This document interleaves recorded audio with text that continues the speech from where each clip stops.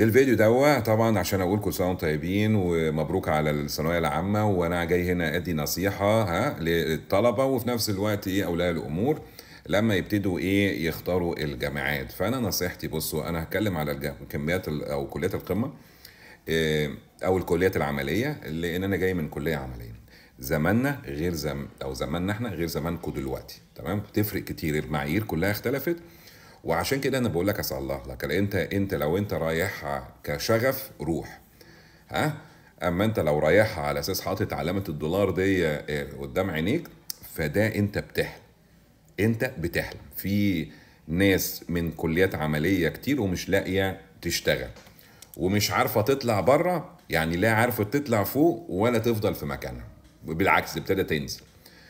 اهم حاجه لما تختار كليه، فاهم ازاي؟ اسال على، دور على الدفعه هتبقى عندك كام واحد، تمام؟ يعني انا دفعتي كانت 420، فكان كلنا عندنا فرصه ان احنا نقف على ترابيزه ونتعلم ونشوف تشريح وكلام ده.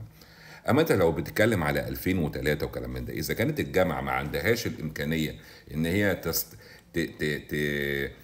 تستوعب كل العدد ده، فانت مش هتتعلم كتير الا بقى لو في سكك تانية، تمام؟ فانت مش هتتعلم كتير. عدد الدفعه مهم جدا عشان تعرف، خصوصا في الكليات العمليه، ها. وقيس عليها كمان برضو الهندسه، العدد، المعامل، مش عارف كلام من ده، والدفعه قد قسم ده على ده، هتعرف اذا كنت انت هيجي لك فرصه تتعلم ولا لا. نمره اتنين، برضو حط في بالك التعيين، تمام؟ يعني عشان تبقى تاخد يعني اكبر قدر من التعليم، فانت لازم هتحرت نفسك عشان تخش من فئة اللي هم هيبقوا متعينين يعني، تمام؟ ودول بيبقى عدد محدود جدا، تمام؟ اما ان انت لو تعديت ده وهتطلع بره، ففي كليات العمليه دي اللي زي مثلا الطب وكلام من ده، هتتسوح كتير، هتتسوح يعني. ده غير كده ان انت تطلع بالبكالوريوس، لو بتكلم على كليه الطب، ها، وهتبتدي بقى حياتك، فانت هتبتدي حياتك لسه ما ابتدتش، فاهم ازاي؟ انت لسه في مرحله التكوين، انت زيجوت، فهمت ازاي؟ انت لسه برعم صغير، ده بعد التخرج انا بتكلم، برعم صغير، فاهم؟ لسه لم تتفتح اوراقه. ف فلسه قدامك، لانه من بعد الماجستير ممكن تقول انا هبتدي بقى اشوف نفسي يعني. فربنا يديك الصحه وتعيش ما بعد الماجستير يعني. انا شايف بعد الشر عليكم كلها، ربنا يديكم طول العمر.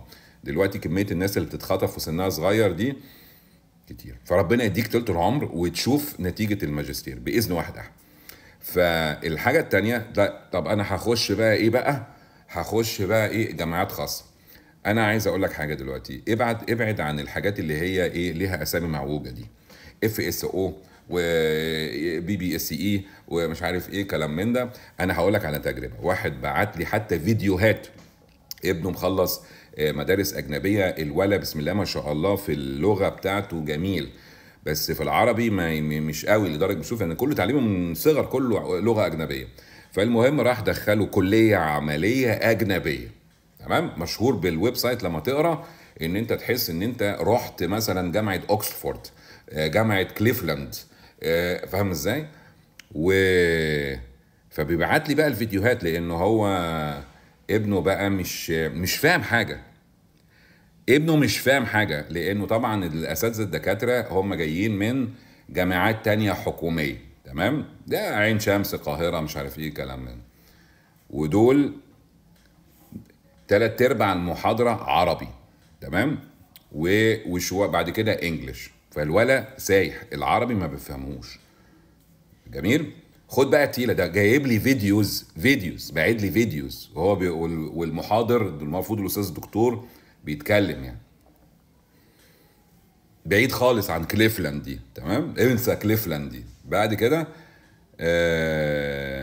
الشتايم بقى، يعني المفروض انت داخل دافع فلوس كتير، فاهم ازاي؟ على الجامعه الاجنبيه اللي بي سي بي وسي ام بي وكلام من ده، وتلاقي الاستاذ الدكتور قاعد بيشتم بالعربي، تمام؟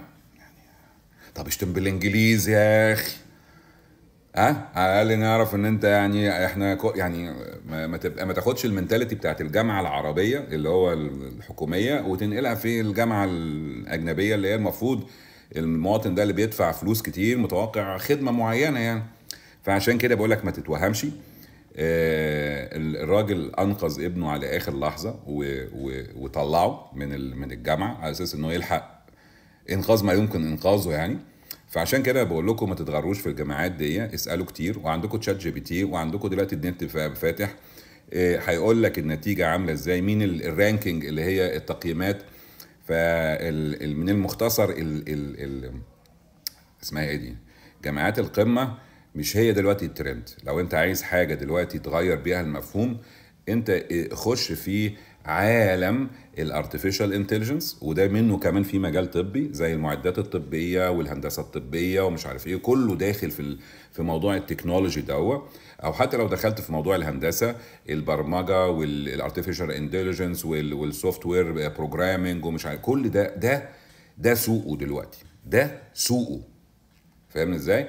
الطب لازم يكون عندك الشغف فيه، يعني ان انت حابب ان انت تبقى في الاخر تعرف تشخص وفي تشالنج، او لو انت من النوع اللي هو بايد وعايز يبقى فيه هاند سكيلز وجراحه وكلام من ده، حاجه تانية.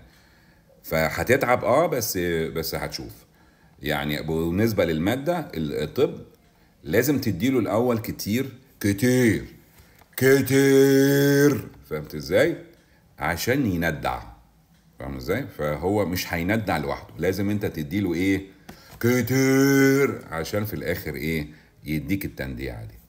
حاول بقى تشير فيديو لعل غيرك ممكن يستفيد، وما تقول لي بقى في الكومنت، فتحني كده، انت ايه رايك في الكلام ده؟